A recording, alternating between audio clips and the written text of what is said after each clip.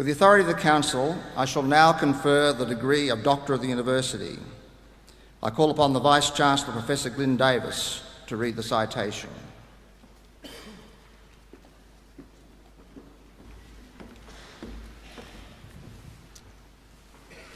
Acting Chancellor, the Council of the University has resolved to award the degree of Doctor of the University to Philip Bacon, AM.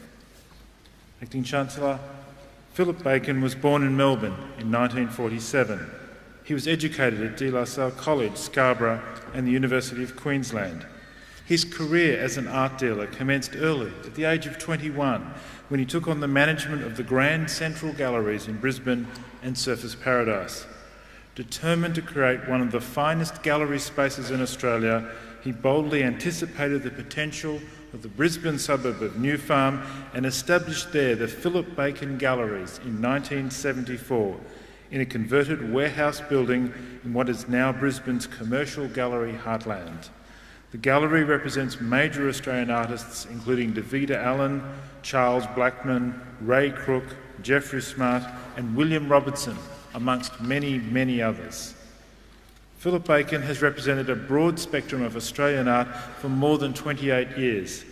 He has a special knowledge of Australian 19th and early 20th century art, and his gallery fills a significant role in profiling important examples of early Queensland works. Mr. Bacon is in great demand as an approved valuer for the Cultural Gifts Program and advisor to major trusts, estates and committees. He is currently consultant to the Margaret Olley Art Trust, trustee of the Gordon Darling Foundation and chair of the Acquisition Committee of the National Gallery of Australia. Philip Bacon is recognised Australia-wide as a great benefactor for the arts. He serves on the boards of national organisations such as the Council of the National Gallery of Australia and the Board of Opera Australia. He is a patron of Opera Australia, Opera Queensland and the Australian Chamber Orchestra. He is also a board member of the Brisbane Institute, a forum for independent discussion of public issues, and a founder benefactor of the Queensland Art Gallery Foundation. He has served as a board member of the Brisbane Festival and the Brisbane Biennale International Music Festival and as consultant for the Expo 1988 International Sculpture Collection. Philip Bacon has served on several bodies for Griffith University. He was a member of the Queensland College of Art Advisory Council from 1992 to 1997 and is currently Deputy Chair of the Queensland Conservatorium Advisory Council. He has made a generous contribution to the Building Fund for the Queensland College of Art Gallery, and at the Conservatorium he's been instrumental in the leadership of its fundraising campaign for opera development. Working with major fundraisers in 2000 and 2001, he raised over $120,000 for the Conservatorium's programs. The level of generous sponsorship to the arts nationally by Philip Bacon places him at the forefront of benefactors both to education in the arts and to professional companies. Philip Bacon's contributions to the visual and performing arts in Queensland and Australia were recognised in 1997 when he became a member of the Order of Australia and also received the award of Doctor of Philosophy from the University of Queensland. He has played a major role in advancing the arts in Australia, both as a patron and a champion of the visual and performing arts. It is especially fitting that Griffith University should honour Philip Bacon in recognition of his distinguished contributions to the arts, to community and to the university.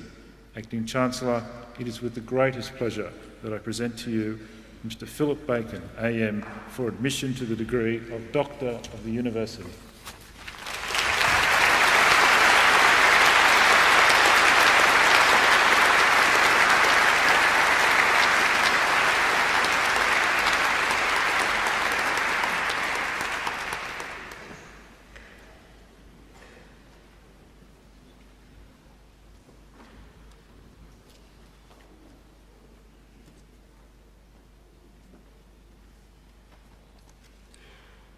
I now call upon Mr. Philip Bacon, AM, Doctor of the University, to deliver this evening's occasional address.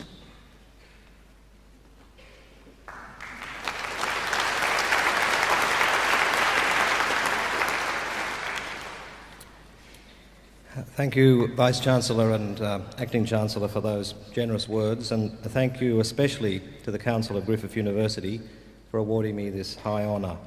It's not one I have sought, and I certainly don't believe I deserve it, but I accept it nevertheless with great pleasure. It's also a pleasure and honour to be asked to speak to you graduates of the Faculty of Arts and the Queensland College of Arts, Griffith University tonight. All you artists and designers, photographers, art theorists, animators, filmmakers, criminologists, linguists, ethicists, and more. I mean, I've left out some of the categories, all under the banner of Griffith University, which is surely one of Australia's great teaching institutions.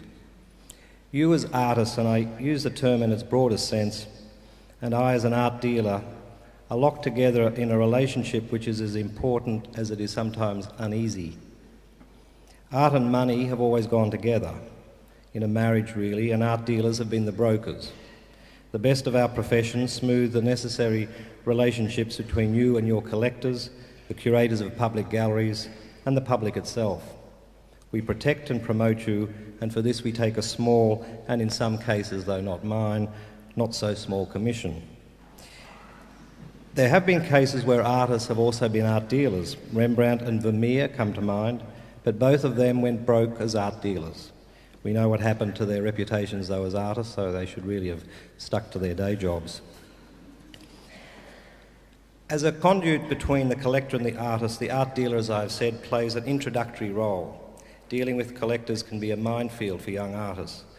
I'd like to read, if I may, part of an article written by the then young artist Robert Hughes, years before he went on to fame and fortune as art critic for Time magazine and one of Australia's most famous exports, and as of this week, fugitive from the law.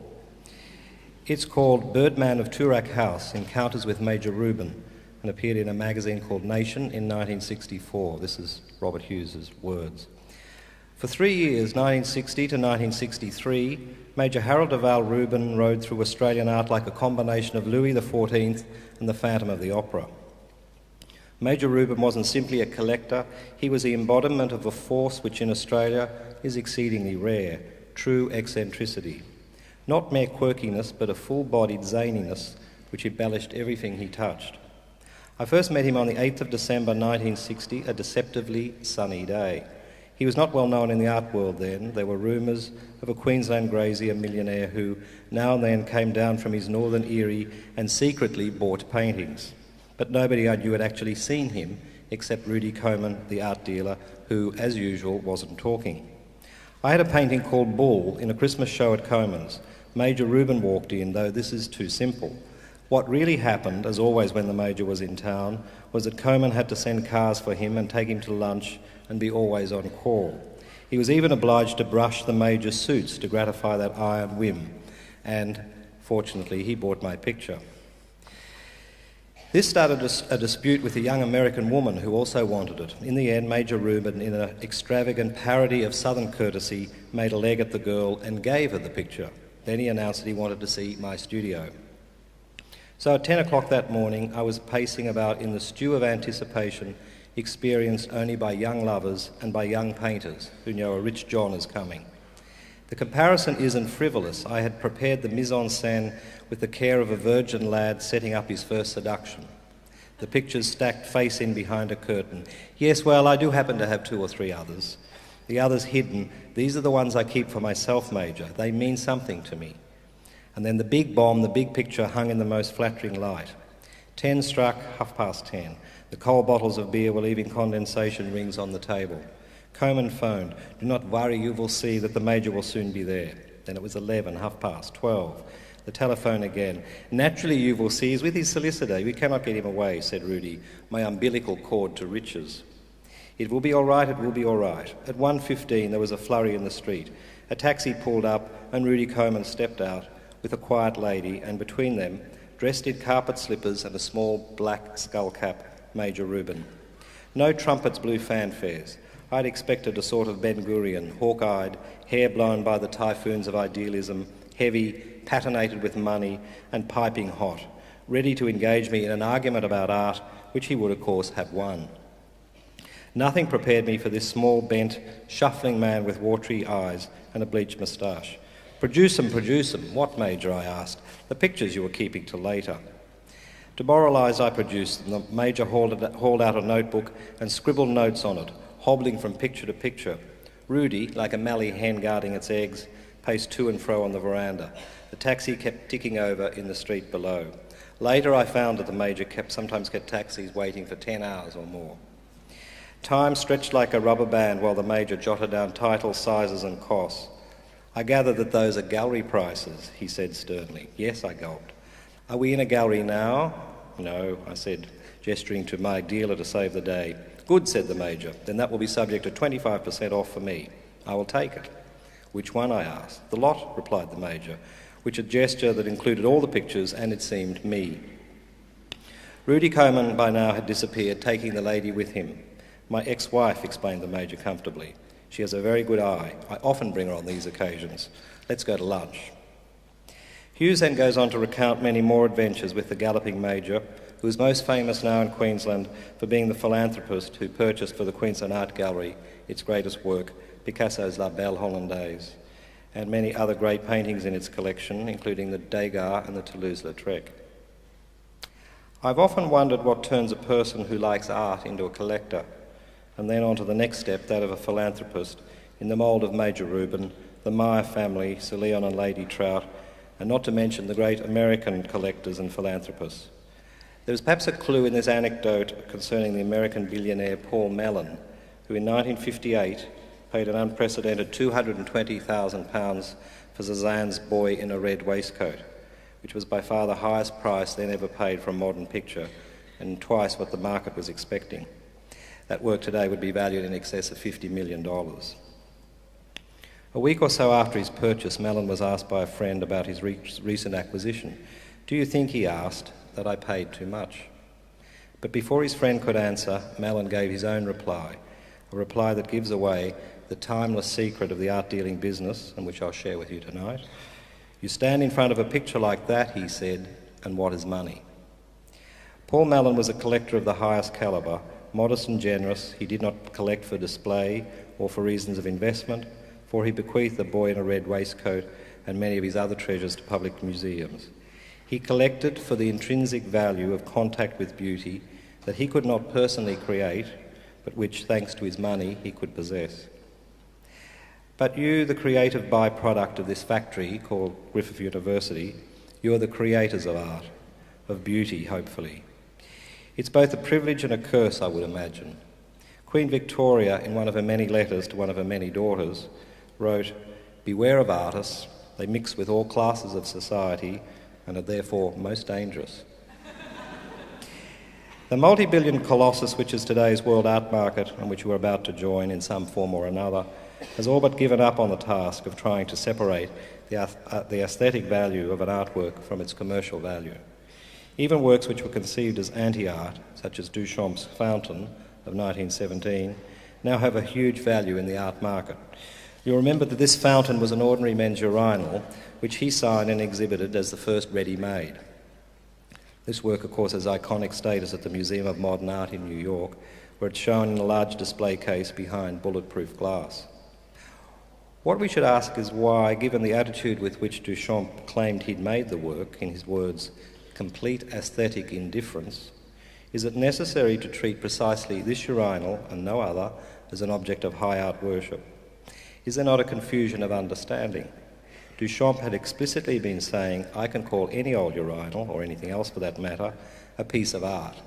And yet curators act as though only this particular urinal is a work of art. If this isn't the case, then why not exhibit any urinal, obtained at practically no cost from the plumbers on the corner?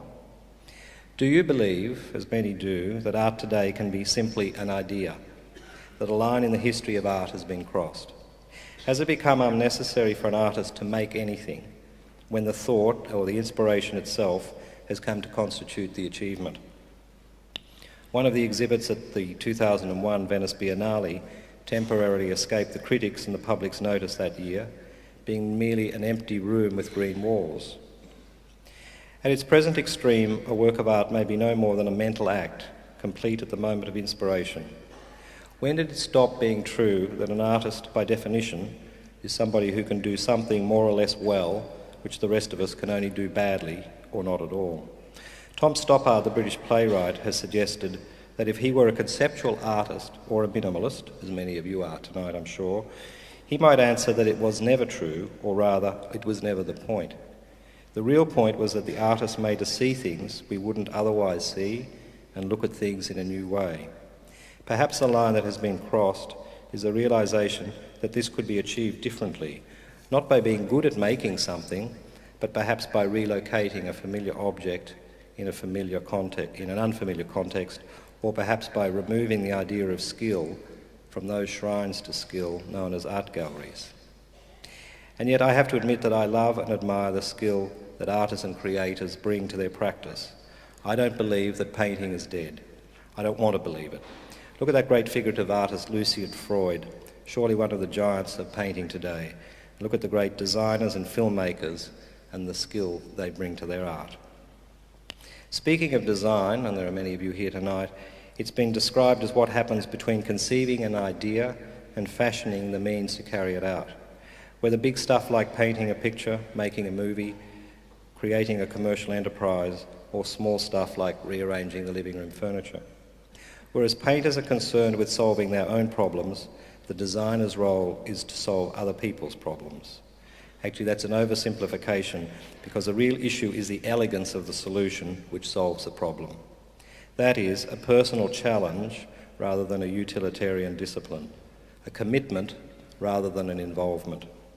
It's a difference exemplified by ham and eggs, which the pig is totally committed, but the chicken is merely involved. Designers have been called the blue-collar workers of the art world, and after the years of study you guys have put in, you maybe don't think this little joke is very funny. Question, what's the difference between an interior decorator and an interior designer? To which the answer is, of course, only a degree or two. Graphic, product and fashion design are merely some of the spheres which you graduates with a particular bent or skill will inhabit. But don't forget that others before you have turned their abilities to a variety of purposes. Brunelleschi designed the dome of Florence Cathedral, as well as devising a scheme to defeat the rival city of Lucca by changing the course of a river. Michelangelo designed the fortifications of Florence, a bridge over the Arno, the ceiling of the Sistine Chapel, and the uniforms for the Vatican Swiss Guards. Leonardo painted the Mona Lisa and designed canals and arsenals for the Duke of Milan, and John Logie Baird thought up the super-insulated undersock, mango jam and television. Will any of you emulate Buckminster Fuller, who designed the Dymaxion map, an automobile, container ships, airplanes, and a lot more besides?